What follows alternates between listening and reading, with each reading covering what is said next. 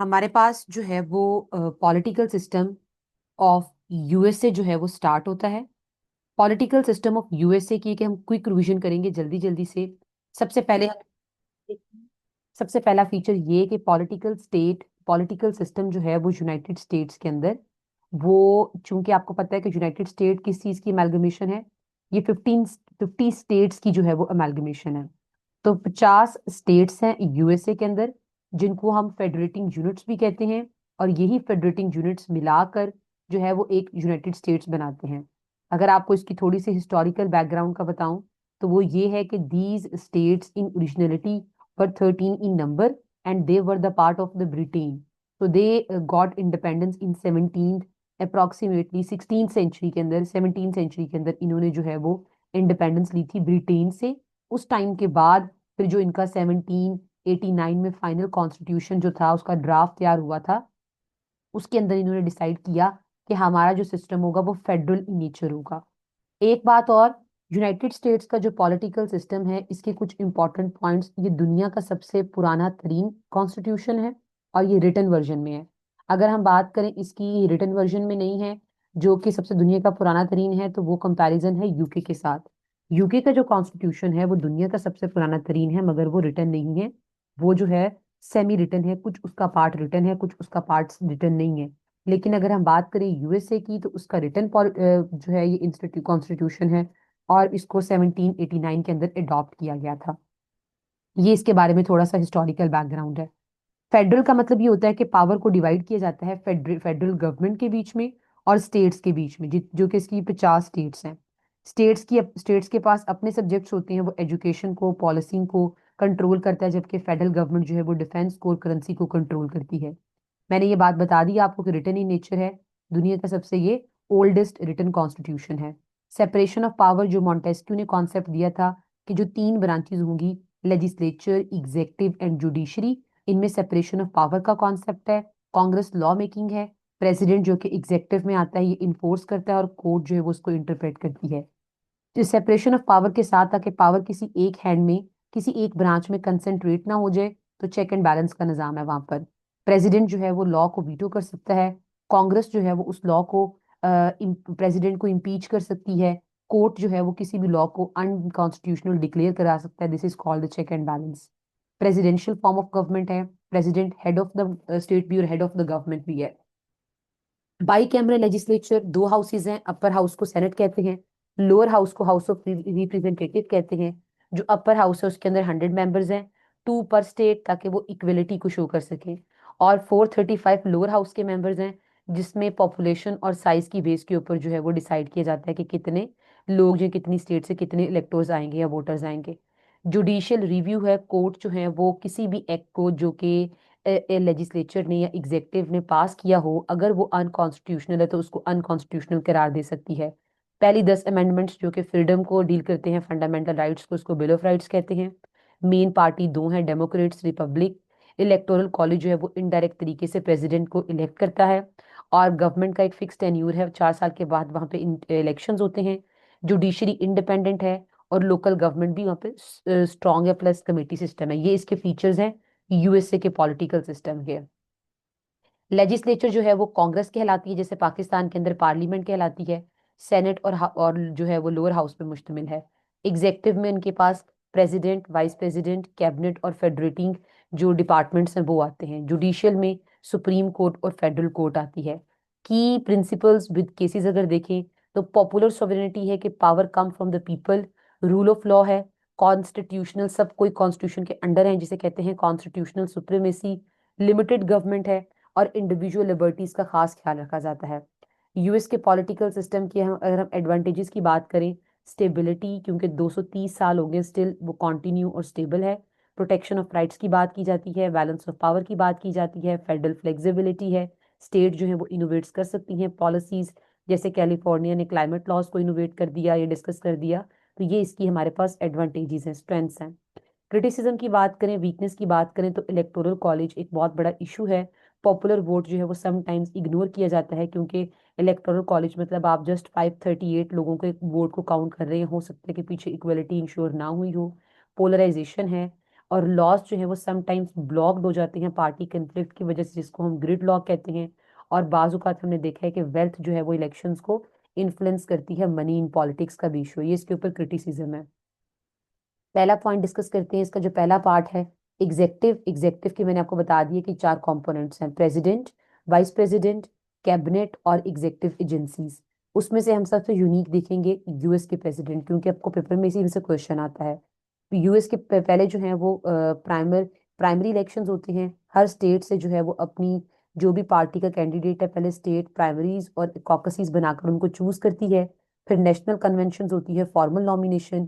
फिर general election होते हैं, हर 4 साल के बाद इनमें मुनक्किद होते हैं। इलेक्टोरल कॉलेज बनता है, इलेक्टोरल कॉलेज जो है वो चूज करेंगे प्रेसिडेंट को। और फिर फाइनली इनऑगुरेशन होती है, 20 जनवरी को सेरेमनी होती है। और टोटल विन करने के लिए 270 वोट चाहिए होते हैं, इससे ज्यादा भी आ सकते हैं। यूनिक फीचर क्या है कि इनडायरेक्ट इलेक्शंस हैं, winner takes all. Winner takes all का मतलब है कि अगर एक स्टेट में जो है, अगर एक स्टेट से फॉर एग्जांपल एक स्टेट में 40 लोगों ने वोट किया है प्रेसिडेंट ए को, और 30 लोगों ने वोट किया प्रेसिडेंट बी को।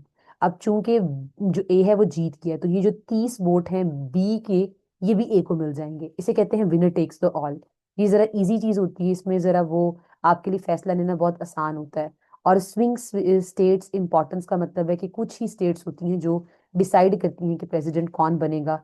Possible popular vote loss but can still win the presidency. तो ये भी एक इसके अंदर यूनिक फीचर आता है। पावर की बात की जाए, लॉ इन्फोर्स करता है, अपॉइंटमेंट्स करता है, एग्जेक्टिव ऑर्डर्स हैं, बजट को प्रपोज करना। फॉरेन पॉलिसी पावर्स कौन सी है, treaty making, diplomacy, commander in chief, recognition. Legislative power के अंदर वीटो पावर है, पॉकेट वीटो मतलब वीटो बिल डाइज अगर कांग्रेस एडजॉर्न कर दे उसको। और मैसेज पावर है इसके पास, कॉलिंग स्पेशल सेशंस, ये स्पेशल सेशंस जो है वो कंडक्ट करवा सकता है। जुडिशियल पावर है, पार्डन माफ कर देना, रिप्रीव और एमनेस्टी। और प्रेसिडेंट के ऊपर चेक रखने के लिए जितने भी इसने ऊपर काम किए थे, अगर ये ट्रीटी मेकिंग करेगा, डिप्लोमेसी करेगा, लॉ इन्फोर्समेंट करेगा, तो इसको अपर हाउस के साथ कोऑर्डिनेट करना पड़ता है, सेनेट के साथ। तो कांग्रेस इम्पीच कर सकती है इसको, सेनेट जो है वो कंफर्म करता है अपॉइंटमेंट्स को, जुडिशरी किसी भी काम को इलीगल जो कि अनकॉन्स्टिट्यूशनल होगा उसको करार दे सकती है। मीडिया जो है पब्लिक अकाउंटेबिलिटी करती है।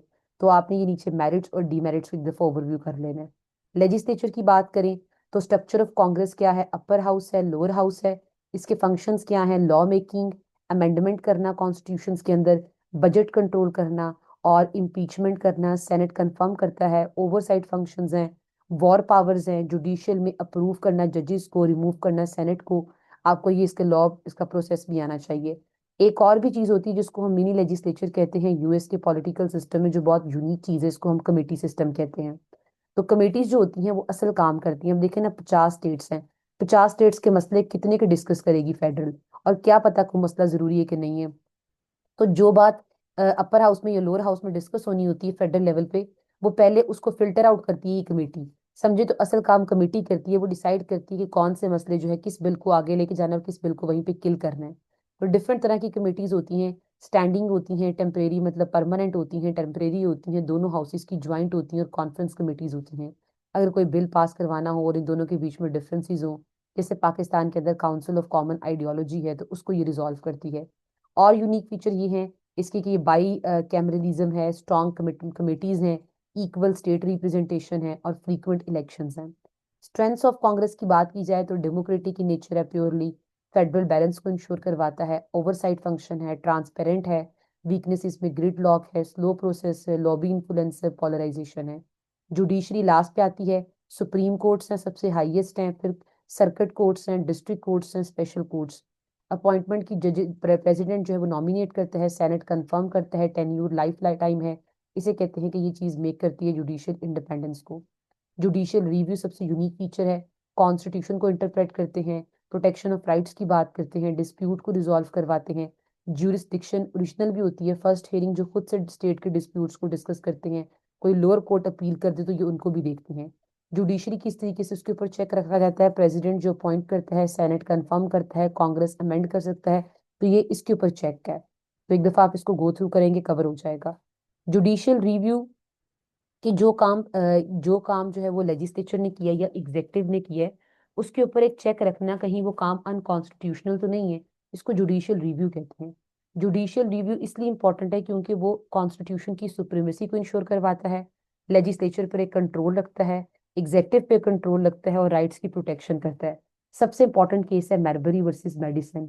अब मैरबरी वर्सेस मेडिसन केस क्या है, इसको मैं आपको इस तरीके से समझाती हूँ कि जोहन एडम्स जो थे वो रिटायर होने वाले थे। समझे कि रात का वक्त था, अगले दिन 10 बजे उन्होंने रिटायर हो जाना था, वो प्रेसिडेंट थे उस टाइम पर। उन्होंने कहा कि मैं अपनी प्रेसिडेंसी में ज्यादा से ज्यादा जो है ना वो अपने ही पार्टी के बंदे अपॉइंट कर देता हूँ। उसने मिडनाइट जजेस, बहुत सारे जजेस को अपॉइंट कर दिया। और उस टाइम पर जो है वो एक जज जो थे मेरबरी, उसको भी उन्होंने अपॉइंट किया। अगले दिन थॉमस जेफरसन आ गए, नए प्रेसिडेंट थे, उनके सेक्रेटरी ऑफ स्टेट जो जेम्स मेडिसन थे। जेम्स मेडिसन, थॉमस जेफरसन ने मेडिसन को कहा कि जोहन एडम्स ने जो लेटर लिखा था विलियम मेरबरी की अपॉइंटमेंट का, वो लेटर तुमने इसको नहीं देना, और विलियम मेरबरी को जो है वो तुमने अपॉइंट नहीं करना। विलियम मेरबरी ने कहा कि देखो, प्रेसिडेंट ने मेरे अपॉइंटमेंट लेटर पर साइन किया है, तो आप मुझे अपॉइंटमेंट दें। उसने रिट ऑफ मैंडेमस जो थी वो सुप्रीम कोर्ट में जाके दर्ज करवा दी कि इसको बोलें अपना काम करे जो इसका काम है। तो रिट ऑफ मैंडेमस के अकॉर्डिंग जब मेडिसन को बुलाया तो उन्होंने कहा कि ये जो काम है ना वो चूंकि ओरिजिनल और एफिलिएट ही केसेस को देखती है सुप्रीम कोर्ट, तो according to constitution supreme court ऐसे इश्यूज को नहीं देखती। और जो दूसरे थे तो उस टाइम पे कांग्रेस के किसी लॉ के मुताबिक सुप्रीम कोर्ट इन इश्यूज को देख सकती है, लेकिन कॉन्स्टिट्यूशन के मुताबिक नहीं देख सकती। तो इसमें ये हुआ कि फिर उस टाइम पे लॉ वर्सेस कॉन्स्टिट्यूशन की बेस आ गई। तो उस टाइम पर जो है वो सुप्रीम कोर्ट के जो जोहन मार्शल थे उन्होंने फैसला किया कि जो कॉन्स्टिट्यूशन की सिग्निफिकेंस है वो ज्यादा है एज कम्पेयर टू लॉ, और ये जो लॉ कांग्रेस ने बनाया इसको मैं जो हूँ वो नलीफाई करता हूँ। तो ये चीज है कि जो एक लॉ बनाया था कांग्रेस ने, उसको इनवैलिडेट करार दिया। रिव्यू करने के बाद किसने, सुप्रीम कोर्ट ने। तब से ये जुडिशियल रिव्यू जो है मेरबरी वर्सेस मेडिसन केस काफी पॉपुलर केस है। एक दफा आप इसको पढ़ेंगे तो आप लोगों को ये चीजें ओवरव्यू हो जाएंगी। कमेटी सिस्टम की बात करें तो कमेटी सिस्टम मैंने आपको बता दिया जो मिनी लेजिस्लेचर के तौर पे काम करती है। That is called the engine room of the Congress. इसमें डिफरेंट एक्सपर्टीज लोग होते हैं, इनकी एफिशिएंसी, ओवरसाइट, डिटेल्ड वर्किंग सारे ये करते हैं।